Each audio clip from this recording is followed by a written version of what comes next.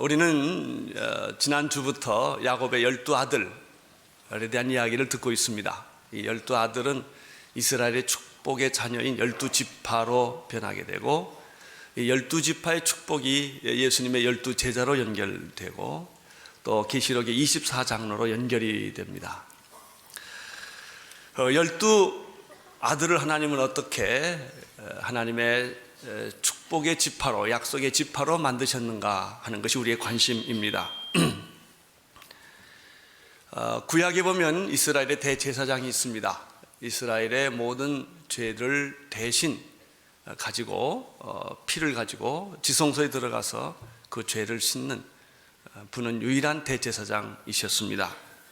그런데 하나님께 나아가는 이 대제사장의 두 어깨와 가슴 한복판에는 보석이 있다는 것입니다.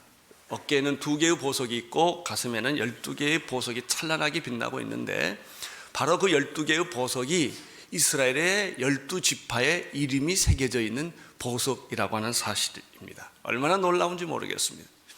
그 보석은 같은 것이 없습니다. 12개가 다 다르고 모양도 다르고 이름도 다르고 가치도 다 다릅니다. 그렇지만 이 12개의 보석은 4줄로 질서정연하게 제사장의 가슴에 박혀 있어서 균형과 조화를 이루면서 큰 그림을 그리고 있습니다. 제사장이 피를 가지고 하나님께 나아갈 때마다 언제나 제일 가슴에 그 보석들이 박혀 있기 때문에 그 이스라엘 지파들을 하나님 앞에 드리는, 바치는 제물과 같은 그런 의미를 갖습니다. 출애굽기 28장 21절에 보면 이 보석에 대한 얘기가 나오는데, 이 보석들은 이스라엘 아들들의 이름대로 12이라 매 보석에 12지파와 주파에 한 이름씩 인을 새기는 방법으로 새기고 이렇게 되어 있습니다. 6지파의 이름이 한 어깨 보석에 새겨 있고, 또 다른 6지파의 이름이 다른 어깨에 박혀 있어서 에봇을 연결하는, 앞뒤를 연결하는 역할을 합니다. 그리고 12지파의 이름이 12보석에 새겨 있습니다.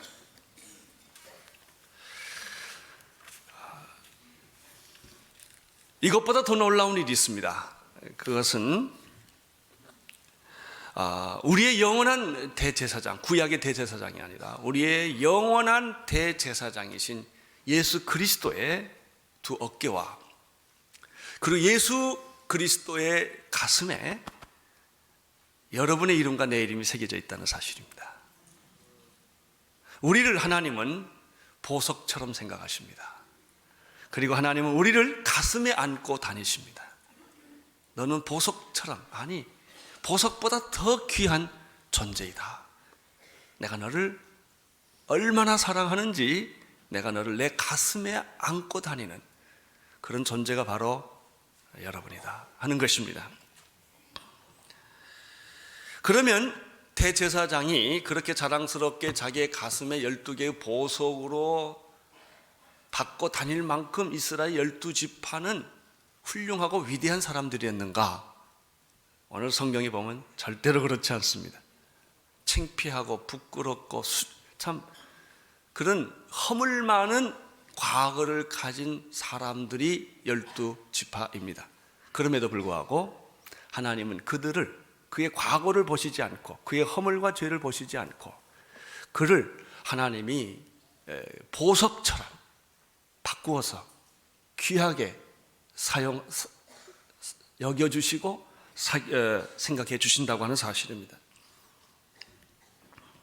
우리도 마찬가지입니다. 우리는 하나님으로부터 사랑받을 만한 자격과 가치가 있는가? 그렇지 않습니다. 우리는 너무나 추악하고 사악하고 본질상 진노의 자식입니다. 우리의 과거를 돌이켜보면 사랑받을 만한 구석이 하나도 없는 사람들이지만, 하나님이 그럼에도 불구하고 우리를 사랑받기 위해 태어난 사람들처럼, 태초부터 하나님의 사랑을 받기 위해 태어난 사람들처럼 그렇게 여겨주시고 그렇게 축복해 주셨다고 하는 사실입니다. 우리가 야곱의 12지파 또 12아들들의 이야기를 시작하면서 도대체 이 야곱의 12아들들은 어떤 존재들이었는가를 좀 생각해 볼 필요가 있습니다.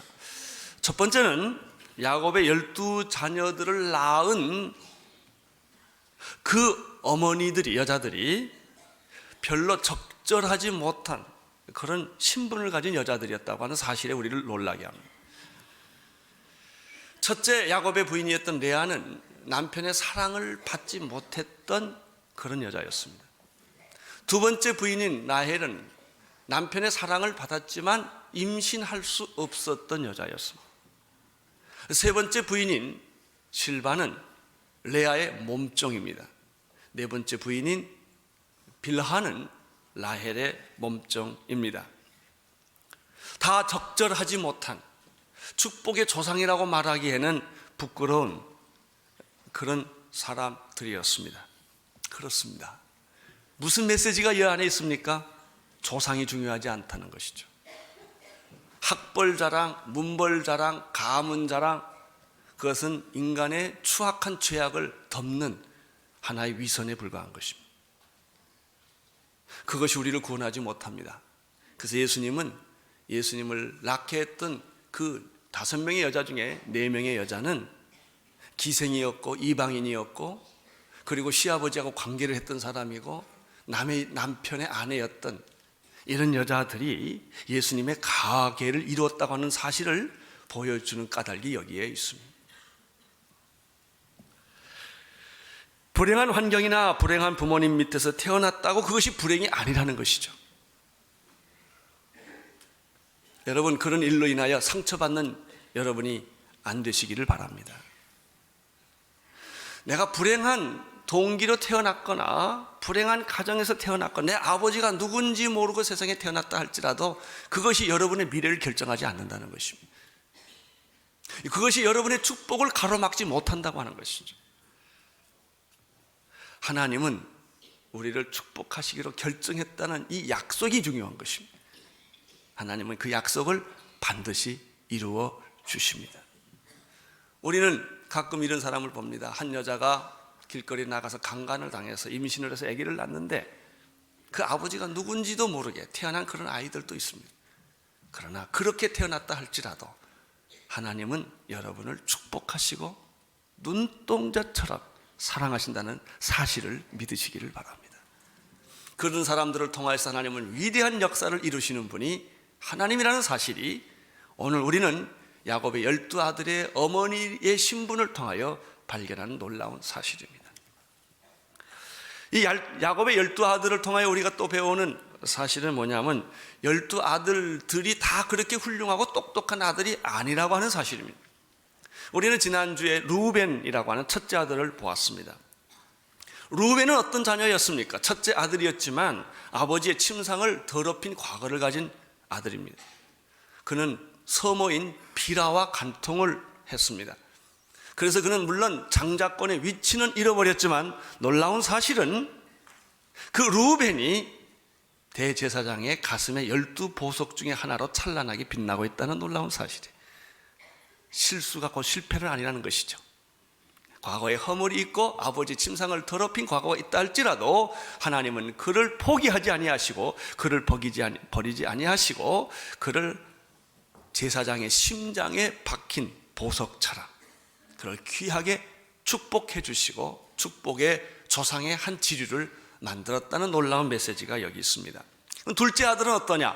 둘째 아들의 이름이 시므온에, 그리고 셋째 아들의 이름이 레위입니다. 이거 다 한이 맺혀서 생긴 아들입니다. 남편의 사랑을 받지 못하는 레아가 한이 맺혀서 하나님께 졸라서 기도하다가 난 자식들인데 두 번째 아들이 시므온이고 세 번째 아들이 레위입니다. 창세기 49장 제일 마지막 부분에 보면은 야곱이 죽기 전에 자기 아들들에 대해서 예언하는 일이 나오는데 그 예언이 이 지파들의 특성을 보여주는 아주 중요한 근거입니다. 창세기 49장 5절, 6절, 7절을 보면 시므온 지파와 이 레위 지파를 함께 묶어서 예언하는 그런 내용을 발견할 수 있습니다. 한번 성경을 보시기를 바랍니다. 창세기 49장 5절, 6절, 7절입니다. 같이 읽도록 하겠습니다. 시작. 시므온과 레위는 형제요 그들의 칼은 잔해하는 기계로다. 내 호나 그들의 모의에 상관하지 말지어다. 내 영광과 그들의 집회에 참여하지 말지어다. 그들의 그 분노대로 사람을 죽이고 그 혈기대로 소의 발목에 힘줄을 끊었음이로다. 그 노염이 혹독하니 저주를 받을 것이요 분기가 맹렬하니 저주를 받을 것이라. 내가 그들을 야곱 중에서 나누며 이스라엘 중에서 흩으리로다. 시므온과 레위 지파는 형제인데 이 하나를 뭉쳐서 이렇게 예언이 나옵니다. 근데 예언이 심상치가 않고 또 굉장히 살벌합니다. 왜냐하면 이 두 사람은 살인하는 기계라는 것입니다. 이렇게 별명이 붙었습니다.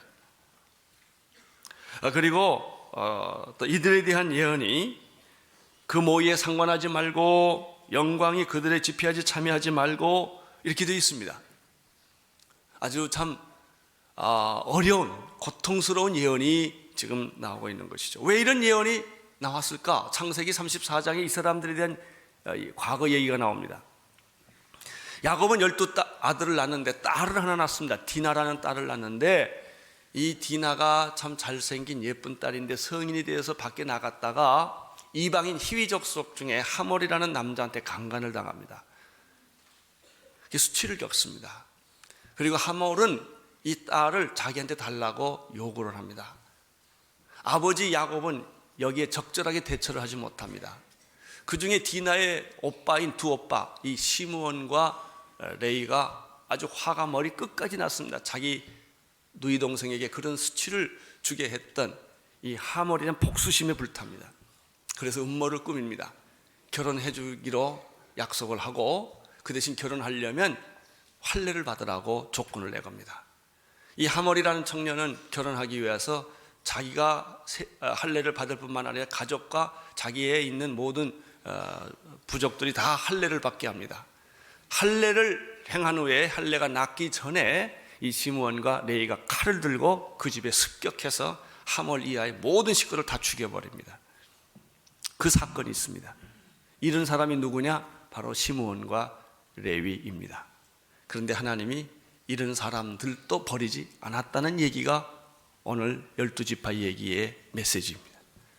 그런 과거를 가졌다 할지라도 그들은 잔해 살인하는 기계라 할지라도 하나님은 그들을 용서하시고 그들을 버리지 아니하시고 그들을 하나님의 가슴에 품은 보석처럼 생각하셨다는 것이죠.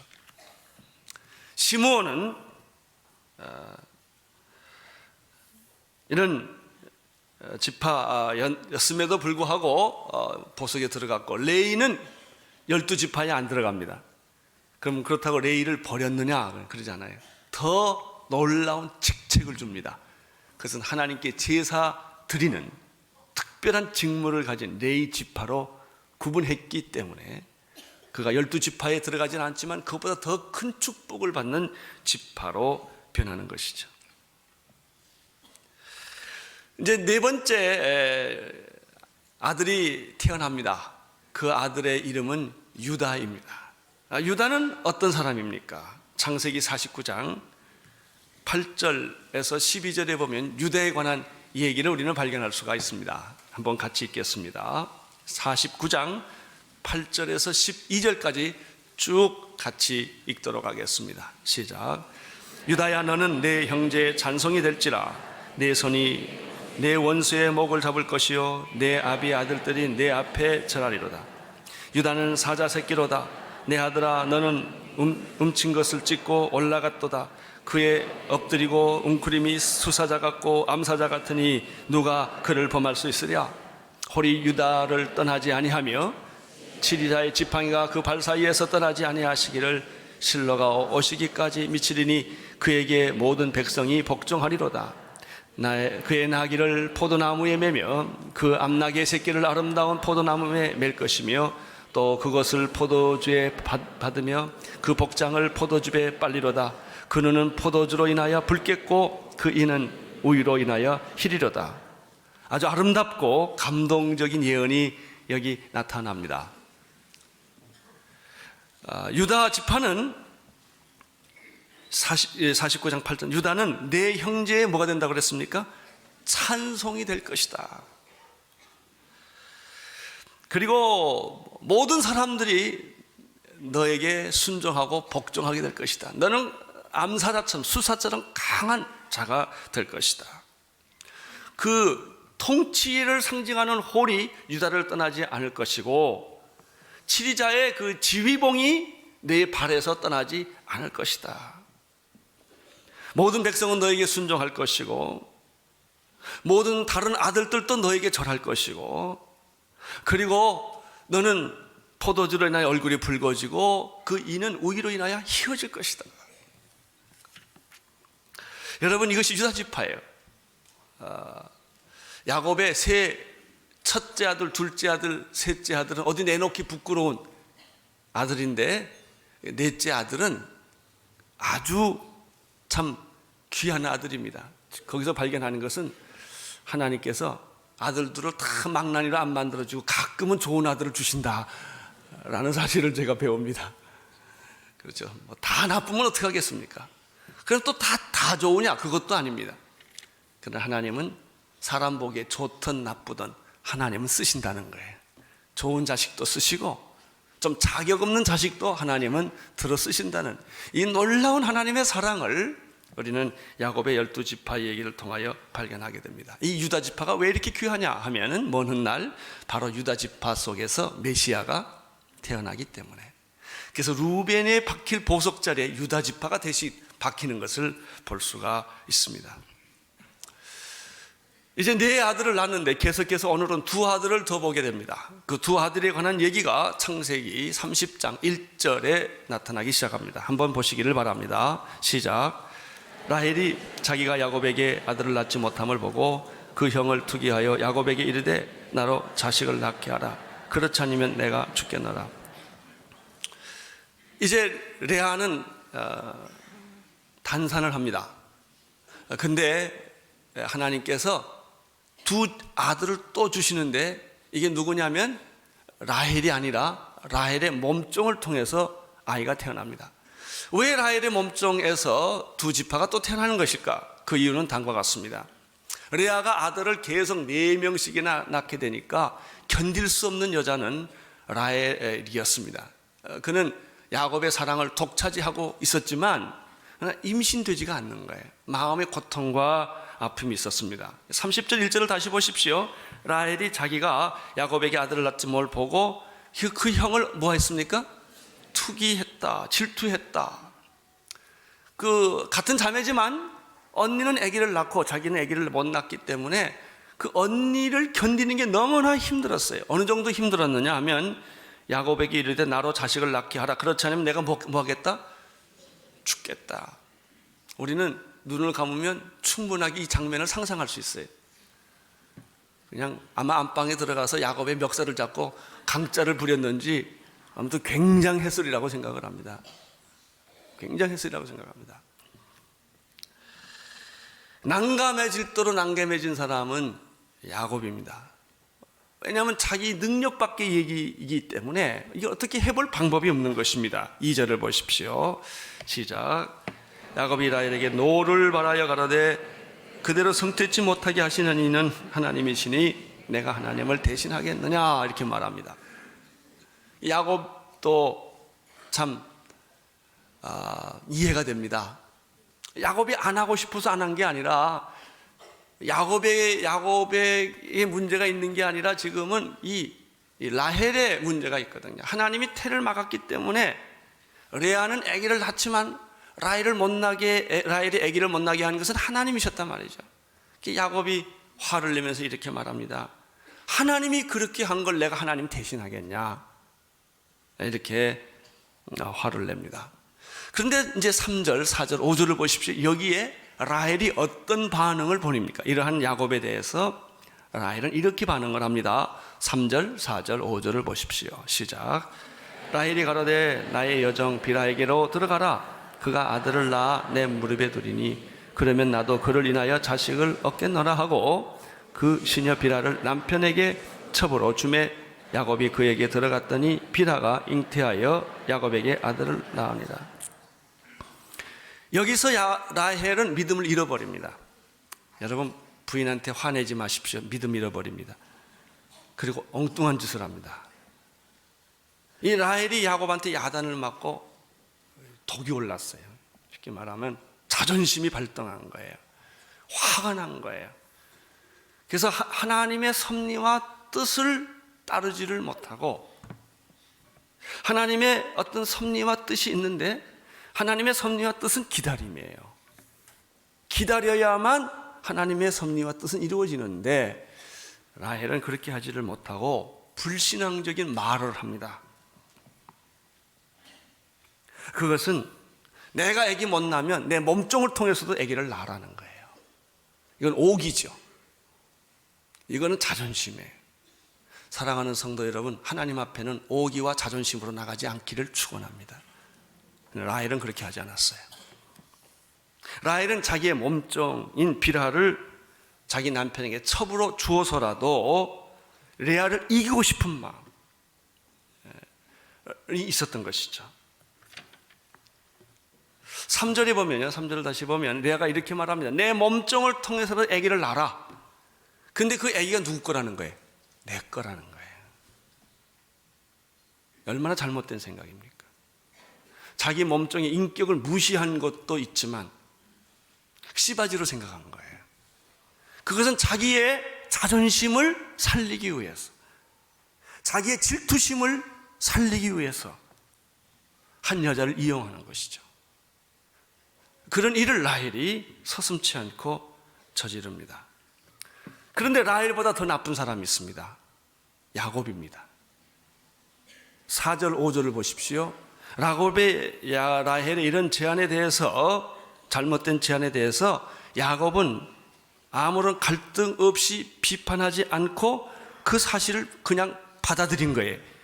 이것이 더 큰 실수입니다. 야곱은 그렇게 해서는 안 됩니다. 부인의 입장을 야곱은 이해할 수 있습니다. 화를 내고 그렇게 강짜를 부리는 마음을 이해해 줘야 합니다. 그래서 내 몸종이를 통해서 아기를 낳으라고 말할 때 야곱은 그것을 말렸어야 합니다. 당신의 마음이 그런 것이 아니지 않느냐. 하나님이 아기를 안 줄 때는 어떤 뜻이 있다. 그러니까 우리가 기도하면서 기다리자. 그래서 하나님의 의를 이루자. 이렇게 말해야만 야곱이 옳습니다. 그러나 대부분의 남자들이 그렇듯이 야곱도 그렇게 하지 않았습니다. 아, 그게 좋은 생각 같다.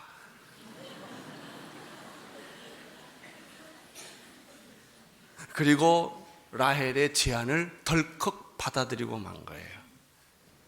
여러분, 받아들인 건 쉬운 일이지만 결과는 너무나 비참한 것입니다.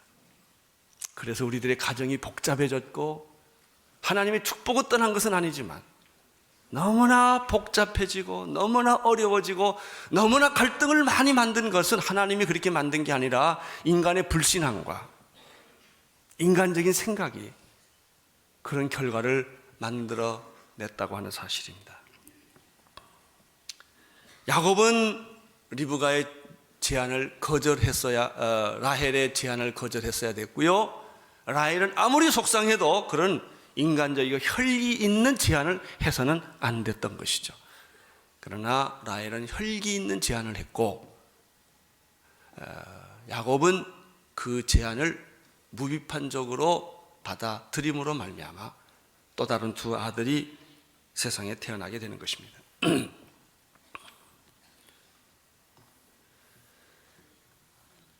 6절을 보시기를 바랍니다. 6절 시작.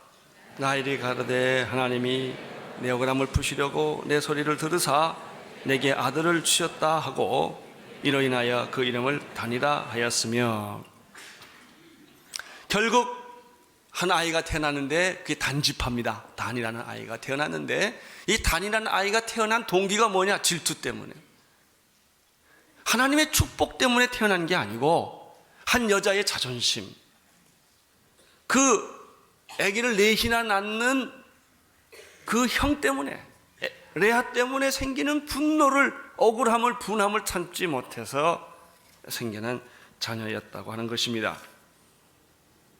그러면 단의 미래는 어떤 것일까? 창세기 49장 16절, 17절, 18절에 보면 단의 지파에 대한 예언이 나타나는데 독특합니다. 한번 보시겠습니까? 16절, 17절, 18절입니다. 시작. 단은 이스라엘 한 지파와 같이 그 백성을 심판하리로다. 단의 길은 뱀이요 첩경의 독사하리로다. 말급을 물어서 그 탄자를 뒤로 떨어지게 하리로다. 여호와여, 나는 주의 구원을 기다리니이다. 이 단은 말이죠, 뱀 같다는 거예요. 독사 같다는 것입니다. 그리고 다른 백성들을 심판하다만 공격하는 그런 싸움꾼 같은 지파로 이 단지파가 변합니다. 싸움꾼 치고 평안할 날이 어디 있겠습니까?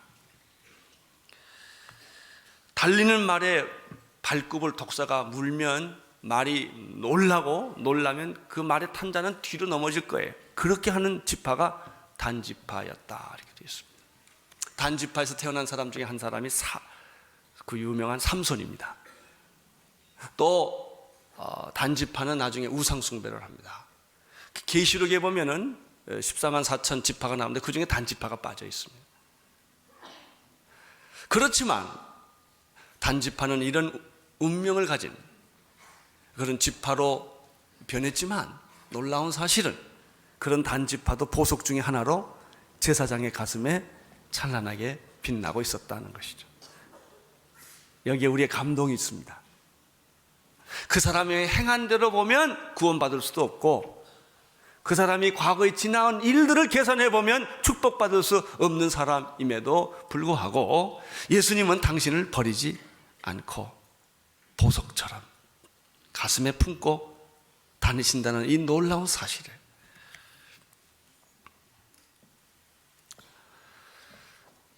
그러나 단이 태어났다고 해서 라헬의 그 분노와 라헬의 그 질투심이 가라앉는 게 아니었어요. 그는 그걸 가지고 다 해결을 하지를 못합니다. 그래서 또 하나 아기를 낳도록 몸종을 자극을 하고 야곱을 자극해서 또 아기를 또 낳게 합니다. 그것이 7절 8절의 말씀입니다. 7절 8절 함께 같이 읽겠습니다. 시작. 라헬의 시녀 빌하가 다시 잉태하여 둘째 아들 야곱에게서 낳음에 라헬이 가로되 내가 형과 크게 경쟁하여 이기었다 하고 그 이름을 납달리라 하였더라. 라헬이 두 번째 이 분노를 사귀지를 못해서 몸종을 또 시켜서 아기를 낳게 합니다. 그 두 번째 아이가 태어났는데 그 다음에 표현이 참 재밌어요. 아이가 태어나서 하나님께 영광이다 이렇게 하지 않고 내가 형을 이겼다. 얼마나 이 여자가 마음속에 한이 있었으면 이렇게 표현을 했겠어요. 여러분, 그런 동기로 태어난 사람이 납달리예요. 그런데 납달리는 단과 달리 참 놀라운 축복을 받는 사람으로 변신합니다. 저는 여기서 이 축복이라는 것이 참 이해할 수 없는 하나님의 신비라는 생각을 합니다. 어떻게 이런 사람들에게 이런 축복을 주실까? 자, 납달리는 야곱에게서 어떤 예언을 받습니까? 창세기 49장 21절의 한 절인데 아주 놀라운 표현이 거기에 나타납니다. 읽어주십시오. 시작. 납달리는 노인 암사슴이라 아름다운 소리를 발하리라. 아주 시적인 예언이랍니다. 납달리는 암사슴과 같다. 암사슴인데 우리에 갇혀있는 암사슴은 슬픈 짐승이에요. 그러나 우리에서 튀어나온 노인 암사슴은 산을 마음대로 뛰어노는 그런 자유로운 짐승입니다. 납달리는 마치 그 들에 자유롭게 뛰어다니는 암사슴 같다 그랬어요. 그가 소리를 발하는데 아름다운 소리를 발하는구나. 모세가 신명기 33장에서 또 한 번 이런 예언을 합니다. 33장 23절에 보면 모세가 이 납달리에 대해서 예언하는 말씀이 있어요. 납달리에 대하여 일렀을 때 은혜가 족하고 여호와의 복이 가득한 납달리여 이렇게 되어 있습니다. 납달리는 은혜를 받은 사람이고 은혜를 받은 지파이고 납달리는 여호와의 축복을 가득 받은 지파가 되었다. 너는 서방이나 남방을 얻을지로다. 이 축복의 예언은 그대로 납달리에게 적중합니다. 바로 납달리가 정착한 땅이 어디냐? 예수님이 자라나던 나사렛입니다. 그래서 이것은 예수님의 그 축복의 모습을 보여주는 말씀이에요. 납달리 지역의 서편에는 지중해가 있고 납달리 이 남방 쪽에는 갈릴리 바다가 있죠. 예수님께서 갈릴리 바다에서 행하셨던 수많은 기적과 설교와 그 말씀들이 바로 암사슴처럼 뛰는 것 같고 아름다운 소리를 바라는 것 같고 그것은 은혜이고 그것은 여호와의 축복이 쏟아지는 것과 같았다라고 하는 것이죠. 우리는 여기서 축복이라는 개념이 혼돈이 생겨요. 축복이란 게 뭐냐? 우리 사람들이 생각하는 축복하고 하나님이 생각하는 축복이 다르다는 것이죠. 사람들이 생각하는 축복은 권성징악이에요. 착한 사람은 상 받고 나쁜 사람은 벌 받는다 이거예요. 그리고 우리들이 세상에서 가지고 있는 축복의 개념은 뭐냐? 행한 대로 갚는다 이거예요. 근데 하나님한테 가면 그게 달라져요. 행한 대로 갚으면 우린 다 죽어야 돼. 축복받을 사람 하나도 없어요. 하나님이 생각하는 축복의 개념은 그럴지라도 그럼에도 불구하고 주시는 은혜였다. 자격이 있어서 받는 은혜가 아니었다. 우리가 축복받을 만한 행동을 했기 때문에 받는 축복이 아니었다. 물론 우리가 축복받을 만한 행동을 한 사람에게는 하나님이 축복을 주실 거예요. 그리 아니하실지라도 그리 않을지라도 하나님은 우리를 버리거나 포기하지 않으시고 하나님의 마음속 깊은 동기에는 뭐가 있느냐? 잘 봐주려는 마음이 있어요. 우리가 말이죠, 내 자녀들이 이 나쁜 짓하고 망나니 짓 하는데 그 나쁜 짓하고 망나니 짓 하는 것은 아주 꼴보기 싫고 참 싫지만 그렇다고 해서 그 아들을 포기할 수 없는 게 부모예요. 그러니까 부모는 어떻게 생각하냐면 자식이 잘못할 때는 자꾸 좋게 해석하려는 마음이 있어요. 얘가 어렸을 때는 안 그랬다고 이제 이래가면서 원래 얘가 나쁜 애가 아니었다고 자꾸 좋게 해석하려고 그러고요, 자기의 자녀의 잘못을 좀 감춰주려고 그러고요, 사실 나쁜 동기를 했는데도 그걸 좋은 동기라고 이렇게 마음을 이렇게 바꿔서 봐주는 게 부모입니다. 그러나 사랑하지 않으면 어떻게 해요? 맞아 싸다 이래요. 이게 뭐냐면 저 사람이 나쁜 짓 한 건 매맞아야 된다 이거예요. 그리고 놔둬버리는 거예요. 이게 저주입니다. 여러분, 내가 잘못했을 때는 누가 봐줘야 돼요. 봐줘야 되고 누가 감춰줘야 되는 거예요. 그래야 내가 살아요. 그런데 너는 행한 대로 다 내가 받아라. 요즘 세상에서 말하는 정의라는 게 그런 거예요. 그러면 그 사람 죽게 돼 있습니다. 가만 놔두면 누구든지 다 죽게 돼 있습니다. 떳떳한 인간이 지상에는 하나도 없기 때문에 예수님이 당신을 보호해주고 변명해주고 예수님이 당신을 감싸주지 않으면 당신이 행한 대로 다 보응을 받아라 그러면 우리는 진노의 자식이에요. 쓰레기 같은 인간이거든요. 아무 누구도 하나님의 법 앞에는 살아날 자가 없거든요. 이러한 인간을 하나님은 덮어주시고 감싸주시고 못 본 척 하시고 그리고 또 하면 새로 시작할 것 같은 희망도 주시고 격려를 주셔서 축복의 자녀로 삼아 주신 것이죠. 할렐루야. 사실 우리는요, 지성이라든지 학벌이라든지 가문이라든지 돈이라 이런 것으로 다 자기를 감싸고 있지, 사실 우리는 부끄러운 사람들입니다. 쓰레기 같은 인간들이에요. 그 이상 아무것도 아니에요. 그러나 주님은 우리의 과거를 가려주시고 우리 죄를 눈과 같이 씻어주시고 우리의 허물을 못 본 척하시고 그리고 또 우리에게 희망을 가지시고 축복의 자녀로 세워서 하나님의 나라를 이루려고 하십니다. 할렐루야. 예수님의 심장의 한복판에는 보석처럼 당신이 빛나고 있다는 사실을 기억하십시오. 그리고 다시 시작하십시오. 다시 용기를 가지십시오. 우리는 하나님이 쓰시는 도구입니다. 그리고 우리를 통하여 하나님은 놀라운 영광을 받으실 줄로 믿습니다.